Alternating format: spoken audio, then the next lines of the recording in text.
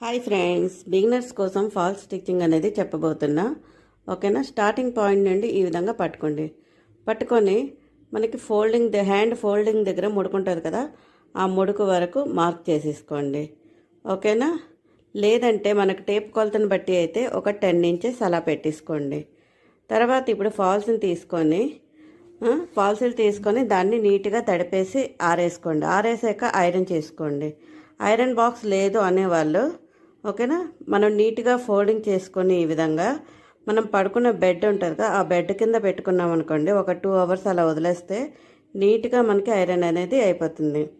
ఆ తర్వాత ఎడ్జెస్ అనేది కరెక్ట్గా ఉందా లేదా చూసుకుని కటింగ్ అనేది చేసేసుకోవాలి. కటింగ్ చేసుకున్నాక ఇప్పుడు లోపల వైపుకి ఈ విధంగా ఫోల్డింగ్ చేసుకొని ఎక్కడైతే మనం మార్క్ చేసుకున్నామో అక్కడ ఈ విధంగా పెట్టేసుకోండి.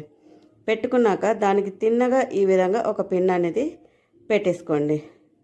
ఈ పిన్ పెట్టుకున్న తర్వాత ఇప్పుడు స్టిచ్చింగ్ అనేది స్టార్ట్ చేసుకోండి.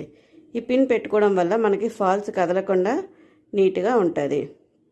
ఓకేనా. ఈ విధంగా కుట్టుకున్నాక కుట్టు అనేది చీకురున్న అంటే లాస్ట్ దగ్గర పడాలి, ఎడ్జిల దగ్గర. ఓకేనా. ఈ విధంగా కుట్టుకోవాలి.